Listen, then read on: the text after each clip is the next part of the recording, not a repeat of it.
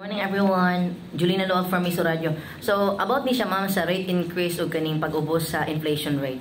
So ma'am, kung mag-rate increase ba ta, kinsa ang mga makabenepisyo ani o kung aduna tay negative kaning pareha ni sa may iligan, no? Ang ilahang September 2024 is negative 0.3.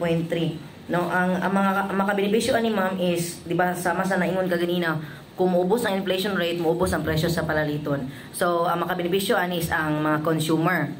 No, and then, so, ang kaning bang sobra nga pag-ubos ma'am, good pa ba ni sa to economic growth kung maubos ug maayo ang atong inflation rate? Thank you. Good morning, ma'am. If our inflation rate decreases, mas okay. Now, it doesn't mean, ganina na-mention na ako nga, kung muubos ang ato ang inflation rate, it doesn't mean nga nag-ubos ang presyo. Okay? Naghinay lang ang iyahang pag-increase sa presyo kung i-compare nato sa last year. Now, kung muingon ta og negative inflation, that would be the time na makaingon ta nga nag-ubos gyud ang iyang presyo. Okay. So, kung maingon ka nga, mas okay ba kung mag-lower ang atong inflation? Yes. Being the consumer, kuan ka ng mas gusto gyud ta nga ubos ang inflation because that would indicate nga hinay ang pagpaspas sa atong presyo or di ubos gyud ang presyo if it's a negative inflation. Ayun. Gusto kong musaka, ma'am, ang maka-benefit ba ani ang ato mga manufacturer kay kung musaka ang inflation rate na apoy bali pagsaka gamay no sa presyo. So kinsa may mga maka-benefit ani ma'am kay sa side sa consumer, syempre ni saka ga-action og saka ang presyo, so medyo kuan siya no, kaning concern siya sa consumer. So how about sa manufacturers ma'am? Usahay ang reason sa pag-increase sa presyo on the part of the manufacturer kay itaas ang ilahang mga initial na mga cost, production cost, isa na siya, then sweldo sa mga katawhan. So meaning ang overall production cost nila nagtaas, that is why nagtaas po ang presyo. Naapo yung mga cases na magtaas ang presyo because taas ang demand, gamay lang ang supply. So, other reasons nga nung nagtaas ang presyo, siguro on the part of the manufacturer na siya, no?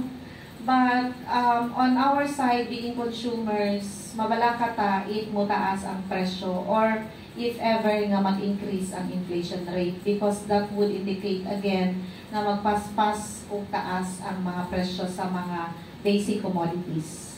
Ay, thank you Ma'am Janet. Yes. So are there any more questions from the media? Wala na question. Ma'am Janet, message na lang to the people nga nag-watch karon sa live and para po na makadungog sa ato ang i-broadcast po on air.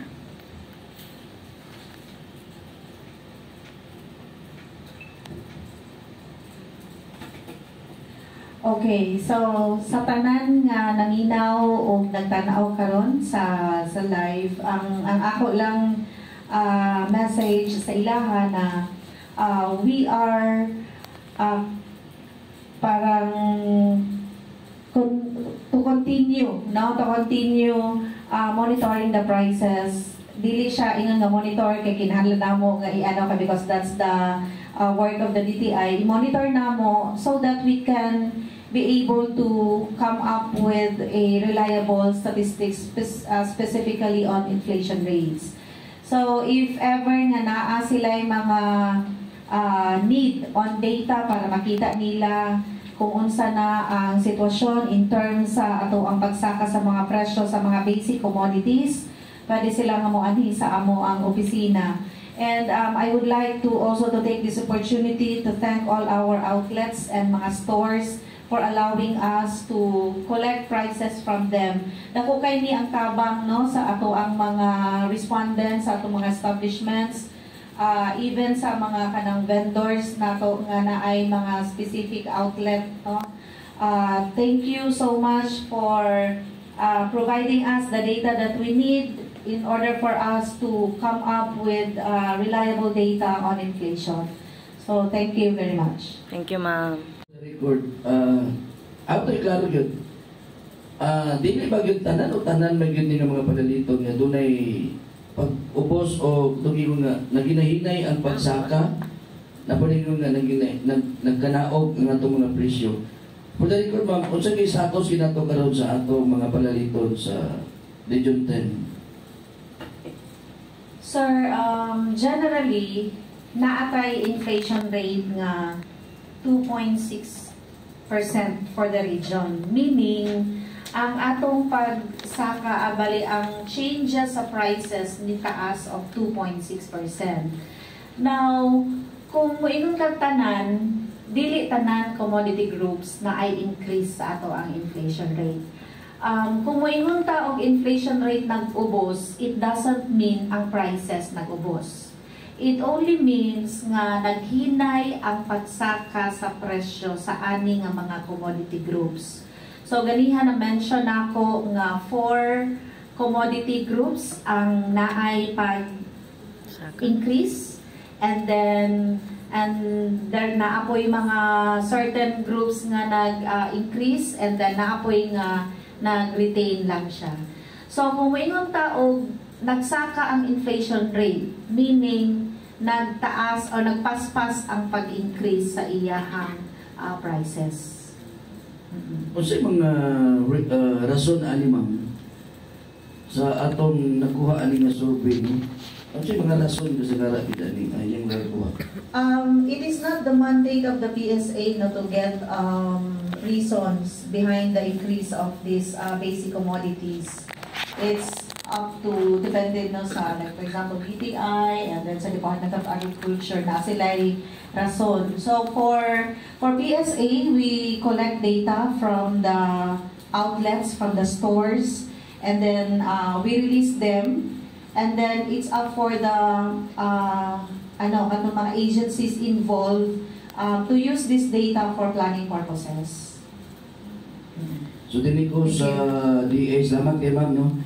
Sa Department of Agriculture, Sir Ferdinand Caramalye, sir. Sir, kamusta ang atong presyo karon sa mga bugas? Dayon, unsay programa nato karon sir kung ingon ta og mga presyo karon? Kay diya sa mga lungsod manggod o labi na sa Misamis Oriental, na yung mga karing sa farmers market no? Gikan sa farm, padulong niya sa Kapitolyo, padadon ng uban, programa nga dadon sa mga barangay-barangay na ipamaligya nga barato nga mga bugas. Dayon sa mga kamerkaduhan, sir, nagsaka ba yun? Or nag-ubos na ba ang atong bugas karon kay ang uban magbagut na dayon. Murag sa politika pa, doon ay pagpanaot na sa atong presidente. Lagi kaniyanto saad sa kapaguan sa pag-ubos sa bugas. Karon sir, sa status ginato karon sa itong bugas, nagpila na gyud mapalit ani o asa po din sila mapalit sir? Okay, so generally, itaas ang atong bugas.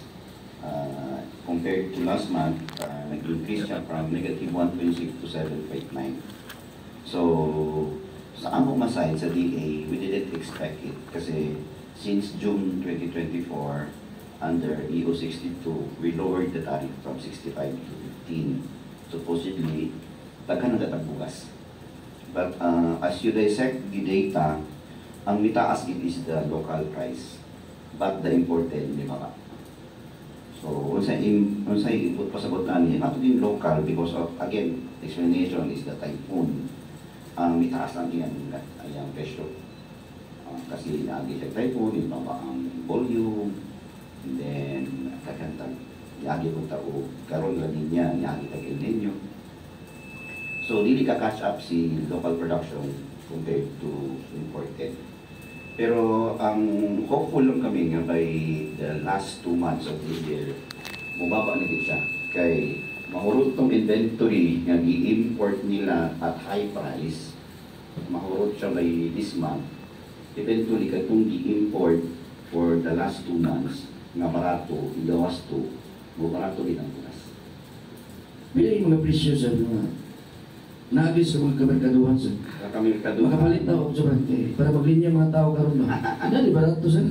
Kaya natunggan na mo, nakita na mo sa live karon no, sa Istong Radio ba? Napapalan sir, mga barangay-barangay ninyo na barato? Ang barato lagi na po, sir, nga extraordinarily barato, katulad yung P29 o katong rice for all. P29 means that 29 ang bukas. O katong rice for all nga 45 pesos kasi it will be supplied by the importers. Katong P29, sir, motor procurement ni National Food Authority. I-procure niya pala illegally and then illegally niya at P29. Kaya tanang 45, sir, mga importers na siya, i-control lang ilang profit that it will be resold to the public at 45 pesos per kilo. Yun yung target to portion the inflation. Kasi naku kay siya ripple effect sa sweldo, sa over other commodities nga, mataas gali ang presyo sa pagkaon, maapektuhan tanan. So we really try to control price increases, particularly the food. So ang ginawa ni gobyerno, yun nga, nagpasok tayo ng imported, and then yun nga, inalaw natin ang mga private sector. Hindi na si NFA ang import sila, NFA has no authority to import. It's only the private sector. So we allow the importers up to 4 million metric tons na bukas. We allow sila mag-import to make available cheap price. And then, ang maganda lang dito, sir, India, dikak na nila ang ilang sa unang weekend na sila ikuhaan ka nag-limit nila ang export to the Philippines, including Vietnam. Pero karon, because of the BIMPIAGA and because of the APEC cooperation, remove na nila ang barrier. So they can export to the Philippines katong volume target na ito ng 4 million. Eventually, kung muklat na sa market, prices to price will be cheaper. Ang problema lang ani mga local producers. If they cannot catch up with the price of the imported, mabianggit sila. So, ang mga dalang dito is there are markets na preferred nila ang local rice, kasi fresh. So, napagin siya po yung remaining market for the local. Pero, ang mga nasa laylayan, class C, C, D, mas preferred dito nila yung barato, which is the imported rice. Sir, nasa imong side no. Sir, dagan bagid ang natong bugas karon. Wa ba ta magkulang sa bugas? Dayon sir, last no. Karon December poon. Kasi ginabuhat karon sa DA nga mas makapalit ang barato kay balo ka December nga grabe nga kaon sugod pas December 1 paadorong niya sa bagong tuig bugas kina sir di na siya mawawala. Sir, usay kasaan na to sa DA sir na ang atong magkatawan makapalit gid og mga 25 kilos per kilo, padulong na sa 30. Napa na sir? Mabuhat ba na ninyo? Karon sir, ang i-allow lagi na ito is 5 kilos lagi per consumante. 5 kilos per tagpila per kilo sir? Karon is 45. Pagkakapon ba? 45 no? 45 pesos. Pero, singkit ang importation cost, logistics cost. So, patagin na siya, retail at the market, ang 45. But eventually, due to big volume, you might gain efficiency in the next year. Mubarato rin siya. Kaya kung mo ko na sa sir, the bigger the volume, the lower the cost. So, hopefully, in the future, maka-gain the efficiency in our importations. Mubarato na siya. Kaya kita mo ginagabantayan, sir, kaysa rin mo prepared sa tanan. Pag punta sa bukas, sila na. So, ang programs ko na sir, there's a instruction ni President na tagahanon ang tagiwan ng Pangulo. So, from the existing 300 outlets ngayon, gagawin niyang 1,500 na dapat na ay kadiwan ng Pangulo in all barangays and municipalities across the country para may outlet for the P29 and P45 and other commodities na pwede may balik ni local government. Okay, that last year guys, okay, nag-import na confiscate sa customs no, ng mga asukal and other contraband na wala siya outlet. So, i-design siya na yung mga outlet itong mga kaliwa centers. Sige. Ako na rin tagsaon sa niya kay Juan para magkumpleto ang balita kay gapas kus balita ba. Nagtukan mo guna mo ni. Dili sa LTFRB. Sir, naipangutanan na namo no. Mag-isip nga na mag-live karon ang inyong buhatan sir pero mag-busy si RT. So, dili ang sa ako lang ni napangutanan no. Sir, sa LTFRB kung inflation Ma'am Abis, ikaw, lisa ka ba ang sa transportation? Kung sa ila, sino na panan impact ani sa atong mga mananakay, no? Transportation. Unsay rule ani karon ma'am, sir? Sa report ni sa PSA katong sa transportation sa iya na side do. Pila ito ma'am ang ban? Para makuha ni sir ang Negative. Ang inflation sa September was negative 1.5, and then for October it's negative 1. So meaning since negative siya, nag-ubos ang iyang presyo compared sa last year. Pero dili siya, gamay lang ang iyahang pag-ubos. So, like for example, tagpila ba ang presyo sa gasolina nato sa September of 2023? So, ang iyahang inflation rate mo to siyang negative 1.5. I-compare na po nato siya sa October of 2023. Ang ato inflation is dali siya negative. Ang iyang changes, no, ang iyang pag decrease kumpara sa last year. Bali year on year nato nga inflation. So, ang presyo niya, i-compare to last year, nag-ubos din siya. Pero kung i-compare nato siya sa last month, digli ing ana ka ubos ang iyahang presyo sa ato ang sa inflation rate sa transport. Pero ang sa transport, ang main sources sa acceleration sa transport is first, passenger transport by sea mo ni siya ang fare. And then, ang second dayon is gasoline. For gasoline alone, ang atong inflation sa September 2024, it's negative 12.4. Meaning, ato September, nag-ubos gyud ang ihang presyo. Diba last year, grabe to kataas ang presyo sa gasolina. So karon nag-ubos siya. Sa October of 2024, nahimo siyang negative 11.8. So meaning, nagkaubos ang pag-ubos. Nagkahinay ang pag-ubos sa iyahang presyo sa gasoline. Okay, sige. So, okay to sir. Mangkuha lang ko sa ilahin pagkutanan. Saya, kinakuha na ko. Gamay na lang, no? Dini lang ko sa kuha na ko. Usa-usa na ng pagkutanan. Dini ko sa Misamis Oriental sa kining PSA. Ma'am Picornia. Gamay na lang kina. Ako na lagi ni kuha ng akong tuktukan pinipalita. Ang Misamis Oriental nakadawat og SGLG Award, no? Ganaos mo ito kagahapon ba ganito. Inflation sa Misamis Oriental, usa ba ni sa mga factor ang mga presyo sa panalito sa Misamis Oriental. Unsa impact ani ma'am sa award sa Misamis Oriental na ilang nadawat? No, say aki pa sa ilang mga na-survey po ang inflation sa Misamis Oriental. Doon na ba impact sa Sir, good morning. inflation? Actually, no, wala may kakuan sa criteria sa SDLG. Kung appeal ba siya ang price, kaya amo ang nakuanan nga i-communicate sa mga katong sa poverty statistics nga mag-one digit. So, mahura to ang ilang ikuan sa PSA. So, apit hebalo kung appeal ba ni ang inflation rate. Pero actually, ang inflation rate sa Misamis Oriental, nag-increase man siya, pero gamay lang. Point. Increase sa unsa na kuan? Ang atong inflation rate.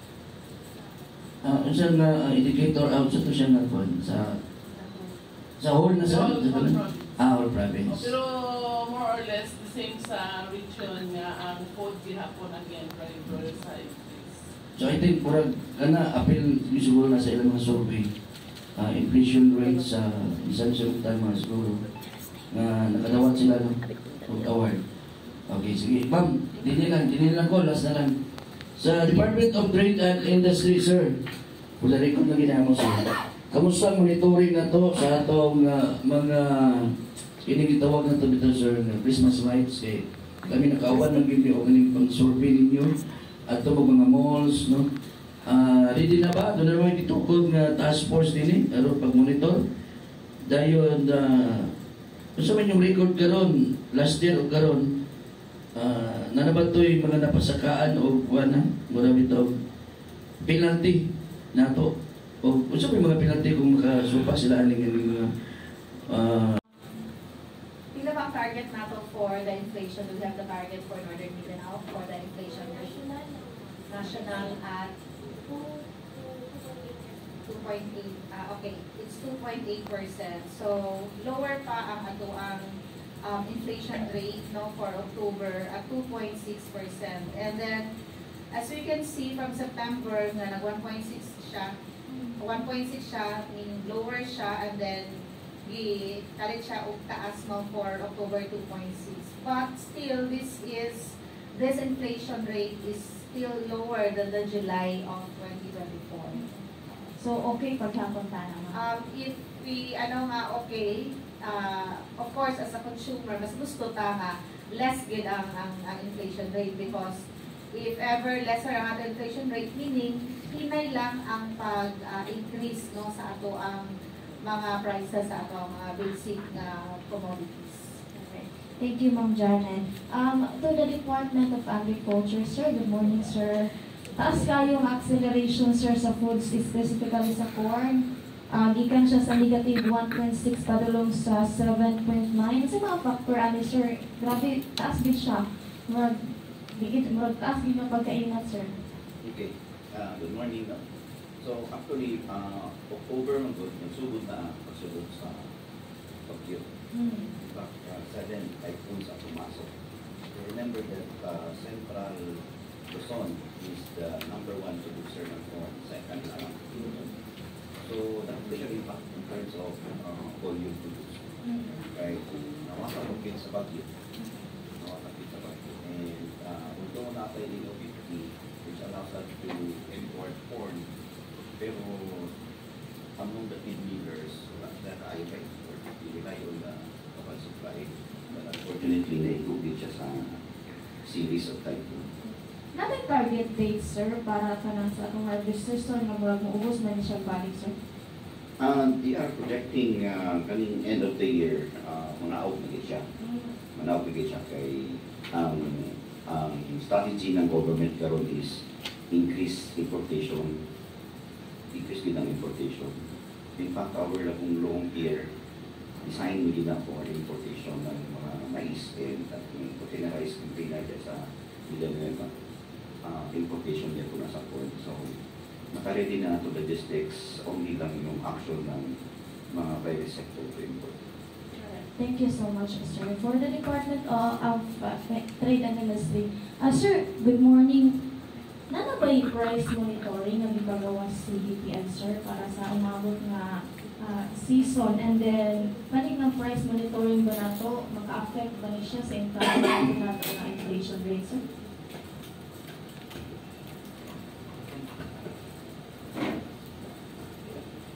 So you are referring to Noche Buena products, ma'am, no?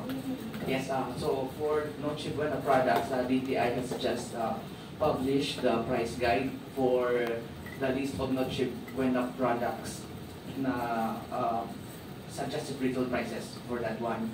So there are 236 products or SKUs over the for the 20 manufacturers of Noche Buena products. So this includes the 12 categories of Noche Buena products, which includes cheese, ham, queso de bola, pasta, the mayonnaise, the spaghetti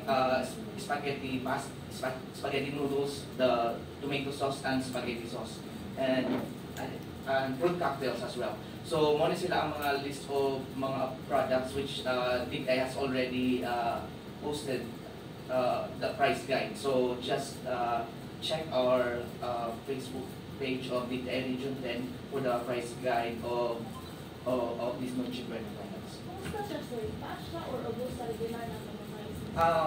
So there are products na nag-increase compared to last year. Mainly, ang ginaside na reason sa mga manufacturers is that increase in the price of raw materials as well as increase in the price of packaging. But ang dili man kay nakadako iyang increase. But ang napoy mga products na retain lang ang ihang prices. So dito sa price guide nga gi-publish sa DTI, makita nato dito nga ang product nga na siya murag symbol nga Christmas tree, pasabot ang niya ni kuha na siya ni decrease iyang price. Wa kung nay symbol nga parol kanang star, pasabot ang retain lang iyang prices. So mo to siya ang mga products ang guide sa ato ang mga konsumante na makabalota nga unsa atong mga products na difference as compared to last year. So for sure, in your evaluation, makapataas din siya sa inflation for the next month or tanaw ninyo okay lang ihapon siya sa dagat sa atong pagtaas sa inflation? Thank you. Okay. So, based on that, ma'am, okay. So, ako lang i-mention din no, nga gamay, ang kanina ma-increase, gamay ram hinoon siya. For example, sa ham, mag-range ra sa 0.59 to 3% ang increase. Sa fruit cocktail, 1.51 to 5% ihang increase. Ang cheese is 5 to 6%. Sa mayonnaise, walay changes, walay price increase. Sa sandwich bread, wala po yung price increase ana niya. Sa pasta, na ay 0.78 to 5% nga increase. And then, ang katong mga macaroni, usually 1 to 5% lang nga expected increase. And then sa spaghetti sauce, 1.01 to 3.48%. Ang tomato sauce na siya ay 0.98 to 4% increase. And all-purpose cream, so 0.91 to 4% increase. So technically less than 10% tanan nga expected increase. So dili ra kayo siya maka-apekto sa season nato. So nalang ni advice nga sa DTI. So if possible karon mag-shop nato early kay para di malikay nato tong Christmas rush mga Paulitos Christmas rush. And then let us also check the labels, the price tag, as well as the expiry dates of the products.